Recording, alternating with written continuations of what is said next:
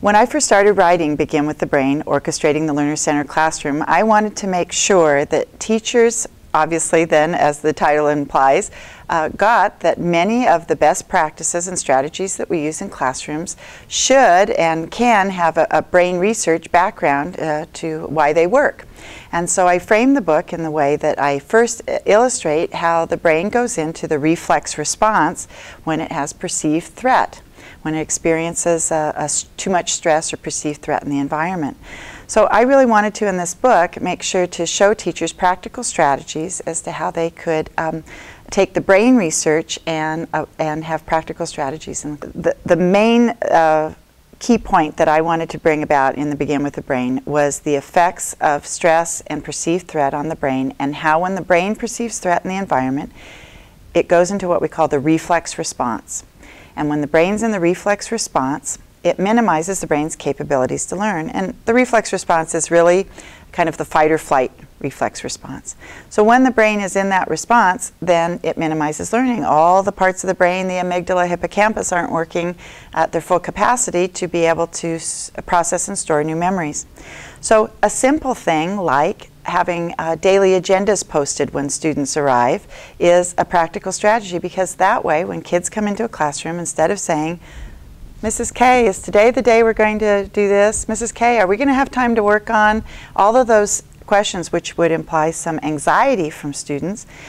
If you can post a daily agenda that maybe has some graphics and icons, a great strategy is that when kids walk in, at a glance, can they understand what the game plan for the day is, which is going to reduce their anxiety. Well, the subtitle for Begin with the Brain is Orchestrating the Learner-Centered Classroom. So the model that I kind of follow is that I want teachers to be able to orchestrate agendas, classroom procedures, systems, and patterns so that the classroom feels as safe and secure as possible to students. So I've been a classroom teacher for over 25 years at all grade levels. I taught at elementary, taught at middle school, taught at secondary, and I know that teachers want really practical strategies for setting up a classroom. So in this case, it's setting up a brain-compatible classroom.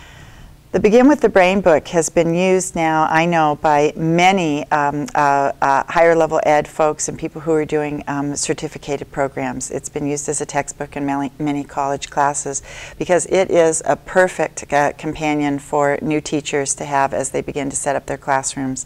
I have also people asked to purchase the book to give to new teachers as a gift to launch them, because it has everything in there from setting up the actual physical environment. So if you're a new teacher heading out and really want some ideas for even setting up the classroom, how you might organize the classroom, what kinds of things you might put on the walls, colors you might use, all of that. It has ideas for physical environment, has ideas for setting up, again, those procedures and such. And even then, ideas for how to set up community groups and cooperative learning groups, and ideas for how to allow kids to have some choice. Veteran teachers often, when they get a copy of Begin with the Brain, say that, well, not all the teachers are all the strategies are brand new to them, that they laugh because they say sometimes they look at those strategies and they say, oh my gosh, I used to do something like this. Why haven't I been doing this? So it's so filled with strategies that many times even veteran teachers go, gosh, I used to do choice activities like that, and this reminds me again to do that, and here's a new version of that in a way that might be more manageable and more relevant today. One of my personal goals in doing the Begin with the Brain book, and what I hope teachers take away from this, is that, and I mentioned this in actually the first few pages of the book, and that is to don't forget that teaching can be really joyful. The first line of the book is a little cartoon that a friend of mine drew that said, when I was getting my teaching credential years ago, we were told our first advice was to not smile until Christmas, to make sure that the students knew that you were the boss, and to don't give an inch. Well, I don't agree with that.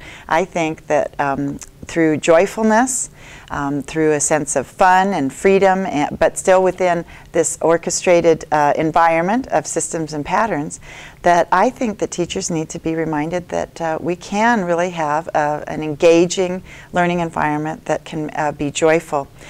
In our era in the United States of No Child Left Behind, We have emphasized rigorousness so much that some teachers have forgotten that we can still make that rigorous curriculum have fun with it and still make it exciting to kids and engage kids.